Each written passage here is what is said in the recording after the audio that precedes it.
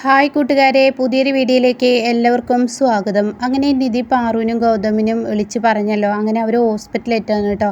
ഇതേസമയം ഡോക്ടർ പറയുകയാണല്ലോ ചെറിയൊരു അറ്റാക്കാണ് ഉണ്ടായിരിക്കുന്നതെന്ന് പറയണം. ഇതേസമയം വസുന്ധരയെ ഇവരുടെ പിറകെ കൂടിയിട്ടുണ്ട് കേട്ടോ. അങ്ങനെ ഹോസ്പിറ്റലിലെത്തി ഡോക്ടർ ഇത് പറയും.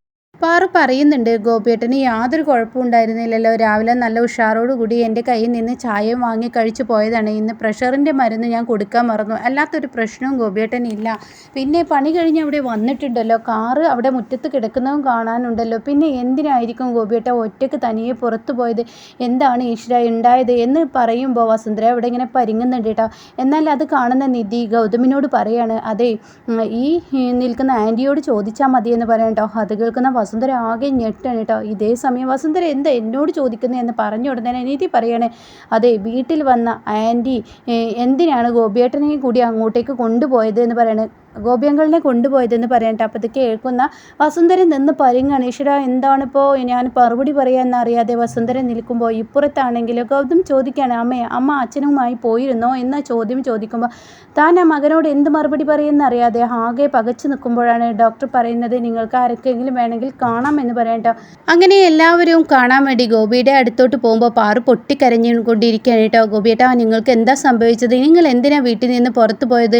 വണ്ടി അവിടെ കിടക്കുന്നുണ്ടല്ലോ, യാതൊരു കുഴപ്പവുമില്ലാത്ത നിങ്ങൾക്ക് എന്താണ് പ്രശ്നം എന്നൊക്കെ ചോദിക്കുമ്പോൾ ഗോപിക്ക് വായ അനക്കാൻ കഴിയുന്നില്ല കേട്ടോ.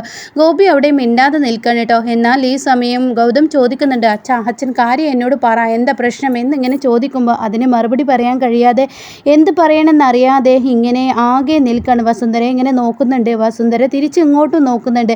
എന്നാൽ ഇത് ഇങ്ങനെ ശ്രദ്ധിക്കുന്നുണ്ട് കേട്ടോ നിധി. അങ്ങനെ നിധി അങ്ങ് ദേഷ്യം പിടിച്ച് എല്ലാവർക്കും മുന്നിൽ പൊട്ടിത്തെറിച്ചും കൊണ്ട് നിധി പറയണേ, അതെ ഞാനൊരു കാര്യം പറയട്ടെ, ഇവിടെ ഈ പ്രതി അമ്മയാണെന്ന് പറയണം കേട്ടോ. ഈ നിൽക്കുന്ന ഗൗതമിൻ്റെ അമ്മയാണ്, ഈ പറയുന്ന ആൻറ്റിയാണ് അങ്കിളിനെ വീട്ടിൽ നിന്ന് കൊണ്ടുപോയതും പിന്നീട് നടുത്തെരുവിൽ അങ്കിളിനെ ഒറ്റക്കായി അവിടെ ഇട്ടു പോകുന്നതും ആൻറ്റിയാണ്. ഇന്ന് അങ്കിൾ ഈ അവസ്ഥയിൽ കിടക്കുന്നതിന് കാരണം ആൻറ്റിയാണെന്ന് പറയാൻ കേട്ടോ. എന്നാൽ ഈ സമയം ഇത് കേട്ട ഉടനെ വസുന്ധര ഈശ്വരപ്പെട്ടല്ലോ, ഇവൾ വീണ്ടും അത് ആവർത്തിക്കുന്നു. ഗൗതമിൻ്റെ മുന്നിൽ താൻ എന്ത് പറയുമെന്നിങ്ങനെ ആലോചിച്ച് നിൽക്കുമ്പോൾ ഇത് നിനക്ക് ഇങ്ങനെ അറിയാമെന്ന് ഗൗതം ചോദിക്കണം കേട്ടോ. അതെ യാദൃശികമായാണെങ്കിലും അങ്കിള് വീട്ടിൽ വന്ന് കയറിയപ്പോൾ ഞാനത് കാണാനിടയുണ്ടായി. അങ്ങനെ ആൻറ്റി വന്നിട്ട് അങ്കിളിനോട് പറയുന്നുണ്ട്, എനിക്കൊരു അത്യാവശ്യ കാര്യം സംസാരിക്കാനുണ്ട്. അപ്പോൾ അങ്കിള് പറയുന്നുണ്ട് ഇവിടെ വെച്ച് സംസാരിച്ചോന്ന്. അപ്പോൾ അത് പറ്റില്ല, എനിക്ക് പുറത്തോട്ട് പോകണം, നീ വാ എന്ന് പറയുന്നുണ്ട്. പക്ഷേ അങ്കിൾ ഒത്തിരി തവണ പറഞ്ഞു ഞാനില്ല, എനിക്ക് വയ്യ എന്നൊക്കെ പറഞ്ഞു. പക്ഷെ അതൊന്നും കാര്യമാക്കാതെ ആൻറ്റി പിടിച്ചു വലിച്ച് കൊണ്ടുപോയി എന്ന് പറയണം കേട്ടോ. എന്നാൽ ഈ സമയം ഗൗതം അത് കേൾക്കുമ്പോൾ ഗൗതമിന് താങ്ങാൻ കഴിയില്ല. ഗൗതം വസുന്ധരയുടെ നേർക്ക് വിരൽ ചൂണ്ടാണ്. വസുന്ധരയോട് ചോദിക്കും, അമ്മ എന്തിനാണ് അച്ഛനെ കൊണ്ടുപോയത്? അച്ഛനോട് ഇത്രയും ടെൻഷൻ അടുപ്പിക്കുന്ന കാര്യം അമ്മ എന്താണ് പറഞ്ഞത്? പറ എന്ന് പറയാൻ കേട്ടോ. എന്നാൽ ഈ സമയം വസുന്ധര ഒന്നും പറയുന്നില്ല. അപ്പോഴേക്കും ഗോപിയോട് പാറു ചോദിക്കുകയാണ്, എന്താ നിങ്ങൾക്ക് പ്രശ്നം? അപ്പോൾ ഉടൻ തന്നെ ഗൗതമും ചോദിക്കുകയാണ്, അച്ഛൻ പറ, എന്താണ് അച്ഛനെ വിഷമിപ്പിക്കുന്ന ഇത്രയും വലിയ സംഭവം ഉണ്ടായി, എന്താണെങ്കിലും ഞാൻ പരിഹരിച്ചു തരാമെന്ന് പറയുമ്പോൾ ഈ ജോത്സ്യൻ പറഞ്ഞ ആ വാക്കും അതുപോലെ തന്നെ നിധിയെ തകർക്കണം, നിധി അവിടെ നിന്നും ഇറങ്ങിപ്പോണമെന്ന് പറഞ്ഞ ആ വാക്കും കേൾക്കുമ്പോൾ സഹിക്കാനാവില്ല കേട്ടോ. അപ്പോഴേക്കും വീണ്ടും വേദന കൊണ്ട് പുളയാണ്. അപ്പോൾ ഉടൻ തന്നെ സിസ്റ്റർ എത്തുകയാണ്, ദയവ് ചെയ്ത് ഒരു അറ്റാക്ക് കഴിഞ്ഞ മനുഷ്യനാണ്, അതുകൊണ്ട് തന്നെ നിങ്ങളെല്ലാവരും പുറത്തോട്ട് പോ, ഈ മനുഷ്യനെ ഇങ്ങനെ വല്ലാതെ ബുദ്ധിമുട്ടിക്കല്ലേ എന്ന് പറഞ്ഞു വിടുമ്പോൾ വസുന്ധര പെട്ടെന്ന് പോകുന്നു കേട്ടോ. പിന്നീട് വസുന്ധര പുറത്ത് നിന്ന് ആലോചിക്കുകയാണ്, ഈശ്വര ഈ നിധി എന്ന് പറയുന്നവർ അവൾ ദൈവത്തിൻ്റെ വരദാനം എന്ന് പറയുന്നത് പോലെ തന്നെ അവൾ അങ്ങനെ ഒരാളാണോ?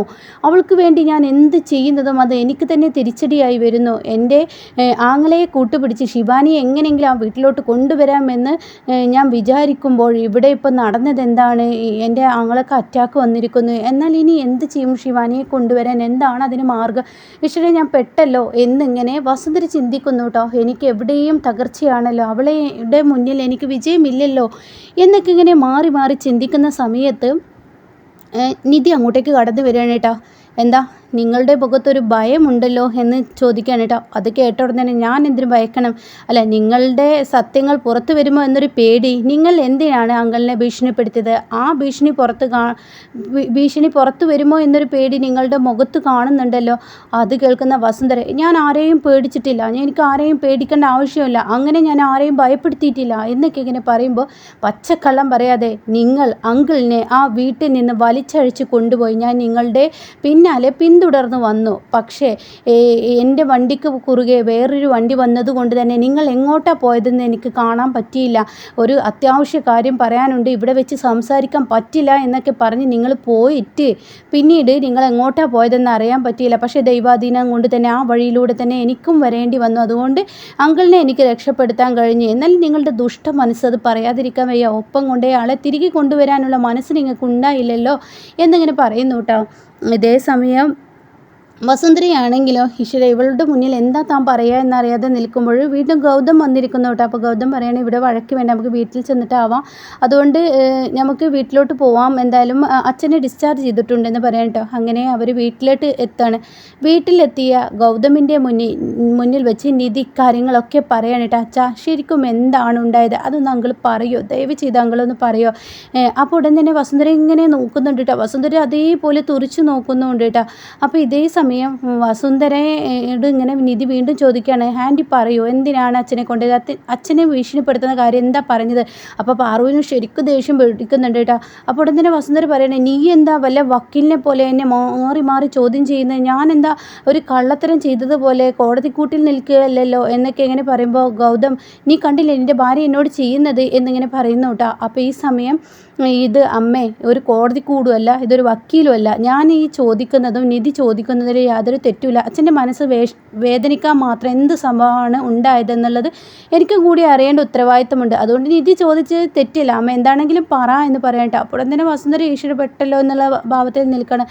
അപ്പോൾ ഉടൻ തന്നെ നിധി പറയാണ്, ഞാൻ ഈ വീട്ടിൽ വന്ന് കയറിയപ്പോൾ ഇങ്ങനെ അങ്കിളിനെ ഭീഷണിപ്പെടുത്തുന്നത് കണ്ടു, അങ്കിൾ ഒത്തിരി തവണ വരില്ല എന്ന് പറഞ്ഞു, പിന്നീട് പോയി, ഞാൻ ഇവരെ പിന്തുടർന്ന് തന്നെ ഞാൻ പോയി. പക്ഷേ എൻ്റെ വണ്ടിക്ക് മുന്നിൽ കുറുകെ ഒരു വണ്ടി വരുന്നത് കൊണ്ട് തന്നെ എനിക്കിവരെവിടെയെന്ന് അറിയാൻ കഴിഞ്ഞില്ല. പക്ഷേ പിന്നെ ദൈവാധീനം കൊണ്ട് തന്നെ ഞാൻ ആ വഴിയിലോട്ട് എത്തി. അതുകൊണ്ട് അങ്കിൾ ഇന്ന് ജീവനോടെ ഉണ്ട്. പക്ഷേ ഞാൻ അവിടെ എത്തിയില്ലായിരുന്നെങ്കിൽ അങ്കിളുടെ സ്ഥിതി എന്തായിരുന്നു. ഈ ആൻറ്റി മനഃപൂർവ്വം അങ്കിളിനെ പെരുവഴിയിലിട്ട് പോകുന്നതല്ലേ, പോലെ കൊണ്ടുവരായിരുന്നില്ല എന്നൊക്കെ പറയുമ്പോൾ പാറുവിന് ദേഷ്യം പിടിക്കുകയാണ് കേട്ടോ. അങ്ങനെ പാറു ദേഷ്യത്തോടു കൂടി ഇങ്ങനെ വസുന്ധരയോട് ചോദിക്കുക, വസു എന്താണെങ്കിലും കാര്യം പറ, ഓ ബേട്ടാ നിങ്ങൾ പറയുന്നുണ്ട്, നിങ്ങൾ പറ എന്ന് പറയാൻ കേട്ടോ. അപ്പോൾ ഉടൻ തന്നെ വസുന്ധര പറയണേ, ഞാനല്ല ഇവിടുത്തെ പ്രശ്നക്കാരൻ, ഏട്ടൻ ഇങ്ങോട്ടേക്ക് കയറി വരുമ്പോൾ തന്നെ വല്ലാത്തൊരു ടെൻഷനിലാണ് ഏട്ടൻ കയറി വന്നത്. ഏട്ടന് വേറെ എന്തൊക്കെ പ്രോബ്ലങ്ങൾ ഉണ്ടായിരുന്നു. ഞാൻ ഇവിടെ നിന്ന് ഏട്ടനെ കൊണ്ടുപോയതെന്ന് സത്യം തന്നെയാണ്, പക്ഷെ അത് പ്രണവിൻ്റെ കാര്യം സംസാരിക്കാനാണ്.